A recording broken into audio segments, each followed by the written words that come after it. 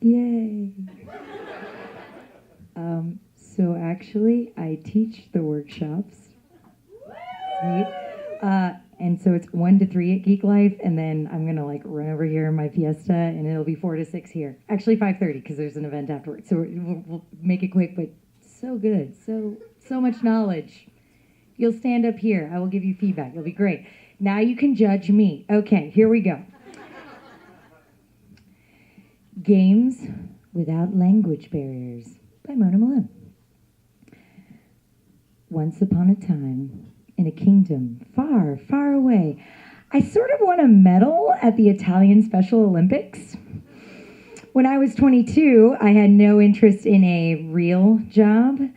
I still naively believed in the goodness of humanity, and I wanted to be a part of that goodness, and I wanted to do this on the other side of the world.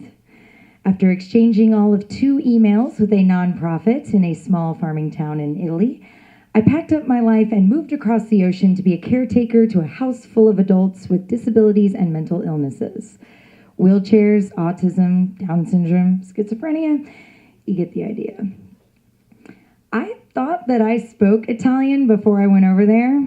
I was fluent in University Italian and Dante's Inferno Italian, and that did jack shit in this house. 2 of my 6 housemates didn't speak at all. One of my housemates spoke, but only to repeat the same haunting phrase in a regional dialect I didn't understand. From the tone in which she snarled at me daily, I can only assume it was a curse upon me and my descendants. Nobody else in this house was speaking clear, full sentences of proper national Italian, so I might as well have been speaking another language.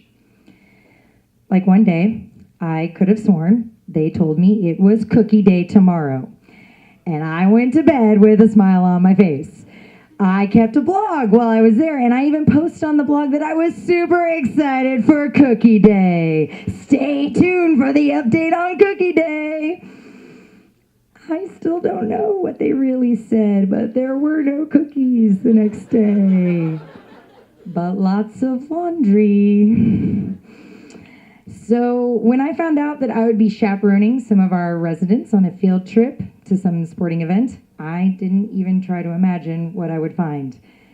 Even after arriving to our destination, which was a few hours away, I was no more enlightened at what this day might bring.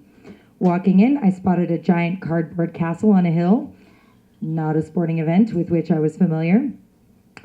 We sat in a gymnasium awaiting the opening ceremonies. I sat next to one of my housemates with special needs, Rafaela, who was unironically wearing a tank top that said, "Sun's out, bones out." All of our special needs residents had a confusing amount of clothing with English phrases, and none of them knew what they meant. They just thought English was cool. During these opening ceremonies, I learned that it was at the Games Without Barriers or boundaries or borders. Unclear, the Italian word could have meant any of those things. But it was an annual international sporting competition between special needs athletes from Italy and Prague. It might have meant Games Without Borders, since we were Italians. We were competing against athletes from a different country. But I'll be pissed if it meant Games Without Barriers, because none of that shit was wheelchair accessible, as I found out when I pushed a very large girl in a manual wheelchair over sprawling fields all day. Most of the events were easy enough to follow, despite my language gap. Archery, ping pong, basketball, soccer, horseback riding. Then came the castle. From what I understood, which wasn't very much, I was to be tied together at the waist via jump rope with Rafaela in all her suns out, buns out, muscle tee glory, and navigate an obstacle course through the castle while tied together. All of this would culminate in us, still tied together, sliding down the grassy hill from the castle on a single inflatable inner tube. Raphael was pumped for this and was trying to talk strategy and give me orders, and I was just standing there staring off into space. While we were standing in line as super competitive Siamese twins, a girl came up to me, stood uncomfortably close, and just looked me in the eyes and stared into my soul, not saying a word. "Ciao," I said tentatively.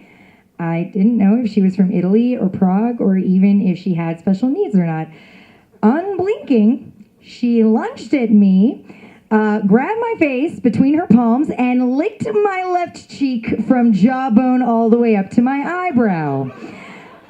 And then pulled back, my face still between her palms, and she resumed staring at me from an uncomfortably close distance.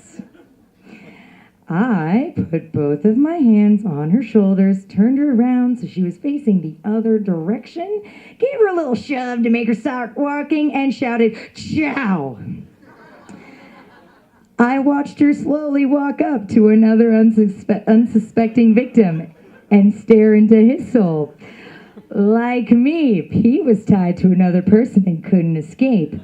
Like me, he tried to engage her and say hello and ask her name. Unlike me, he did not know what was coming next. I could have warned him. But instead, I just stood there and watched her lick him. Finally, it was our turn. And Rafaela dragged me up and down the hill, through the castle, through the obstacle course like a fucking ragdoll, and used me as a human inner tube as we slid down the hill. At the bottom of the hill, cute local policeman gave us each a medal and a kiss on the cheek. Rafaela was pissed that we hadn't won the real trophy. Ours was merely participation medals. In no uncertain terms, she let me know that it was all my fault. I didn't need to speak the language to get that message loud and clear. We walked back to join the rest of the group, and the other chaperone questioned the medal around my neck. Apparently, the police officer wasn't giving medals to chaperones. He had just mistaken me for a special needs athlete. And that's how I defrauded my way into a participation medal at the knockoff Italian Special Olympics. Thank you.